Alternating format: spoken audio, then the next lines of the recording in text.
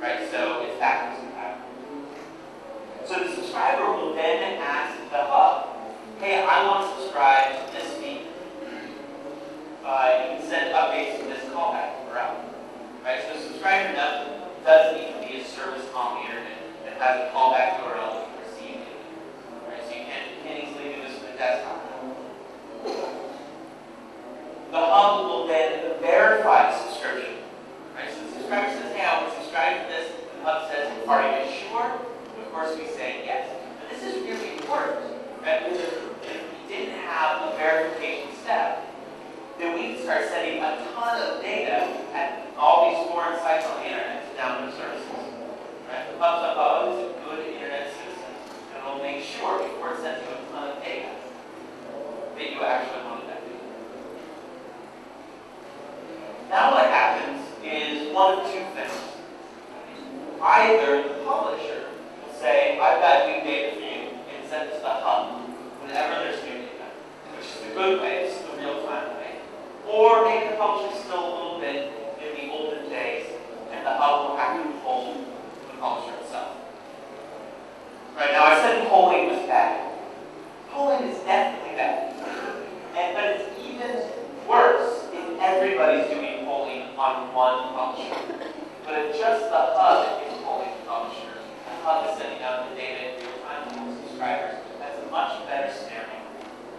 The hub can poll much more frequently, and the publisher can more easily respond. All right, so the publisher will send the data to the hub. There we go. And every time that the hub gets new data, it will just send it to the subscriber. So we've already gone through the subscription flow. The subscriber has already said, I want to subscribe to this feed. The hub is verified. Whenever the hub gets new data, it makes one call to the endpoint of the subscriber with the new data every time. Isn't that cool? Right? So it's real-time data delivery. This is super important, and it has a really good name. And this scales. This hub can send data to one subscriber or a whole bunch of subscribers, or you can have really crazy technology like this. And this would actually work. So I'm told that. But it would work. That's pubs up. Alright, Salmon, I'm just going to talk about very briefly. Salmon allows us to do cross-site comment syndication. It's really interesting. We don't have time to go into it in detail here, but you can check out more at salmon-protocol.org. And a lot of people are really starting to use this.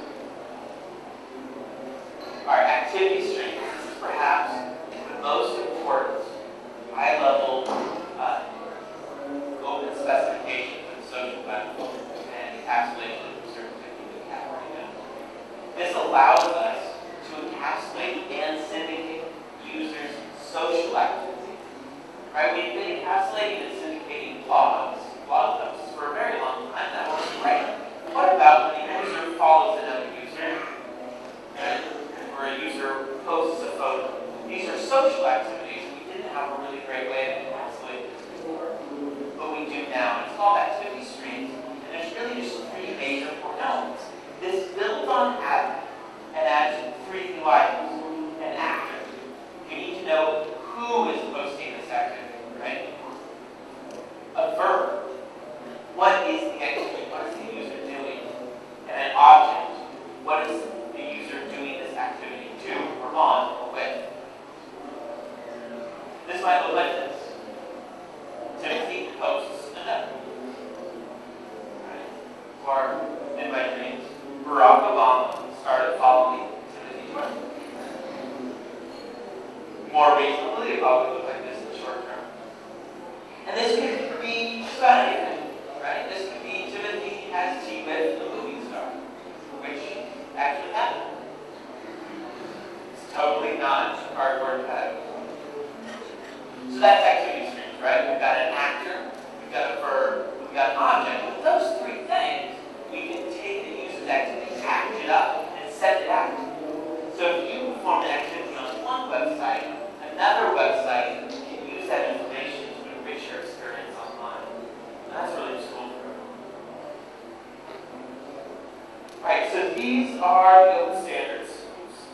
These are the open standards I just talked about. I think it's super important to remember OAuth for authentication, Atom for encapsulation, PubSub for real-time syndication, Salmon for common cross-site syndication to make one conversation out of many sites, and then activity streams to encapsulate user activity online.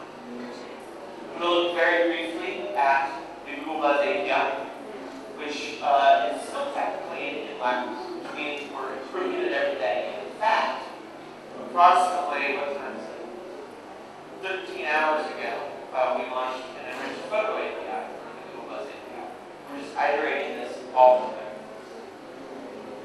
And Google Buzz is based on all of these open standards for all the reasons that I was talking about at the beginning of the talk, right?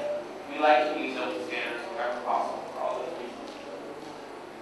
And we did so. We built the Google Buzz API. And I'm just going to briefly highlight a couple of those that I think are interesting. First off is activity streams. Remember activity streams, actor, verb, object, Timothy, posts, the note.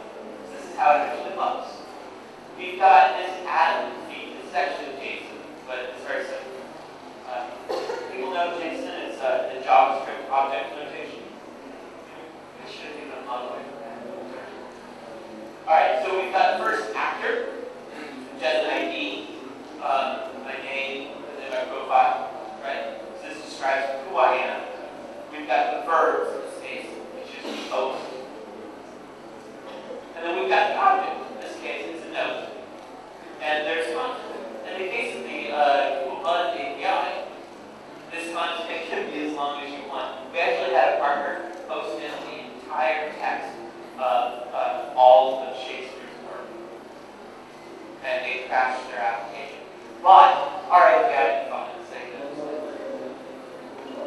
And then there's the required elements that we expect from an Atom feed, which is the JSON feed as well. We've got title, publish update. And then we throw in a few extra things, right? We've got data for all likes, people like the Buzz post. We've got replies, which are the comments on the Buzz post. We've got the source, that indicates what it was posted from, which can be your application. And we've got visibility. It was super important for us that every Google Buzz post had per post privacy settings, so that anyone post can be private and public. And then finally, we have some geolocation. Oh, and one more thing. We also have attachments. So things like images can be encoded directly into that with a URL pointing to the image. Right, so that's activity streams. You saw we had the actor, we had the verb, we had the object, and we had lots of other good stuff as well. And it's super easy, and it fits into that open standard. OAuth, I wanted to show you the user screens for OAuth, just so you know what they look like. When a user auths their application, or your application for using Google Buzz, it shows the screen which explains what the application will have access to. The user says okay, and then this is the final page about access, and they grant the access here. That's all. It's really simple from the user's perspective, right? None of this copying and pasting of an API key is giving you their password. Alright, PubSub PubUp. I'm not going to show you any detail, but I will say that every public Google Buzz post that's posted anywhere in the world gets pushed out through our fire hose. And our fire hose is PubSub PubUp enabled. So if you wanted to get every public activity in the world, you could. It's free. So all you have to do is subscribe to the Pub. Now, you might not want to do this with your server at home because it's a lot of data. But you might have to handle this one. And we also provide AR codes for development and a thing called track, which is real-time updates on a search query. So if you wanted to know anytime anybody in the world posted a Google Buzz post about, say, coffee or tea, you could construct that track URL and subscribe to it. And in fact, you can try this if you'd like. We found a demo file. I can show you how to do this with Google Reader. You can actually put a track URL in there and you can real-time updates anywhere in the world.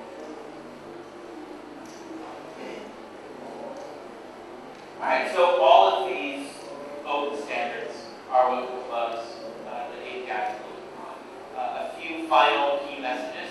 Remember, open standards are but for the same reasons open source is, right? Freedom to modify the software, update the software, add features, community, simplification, right?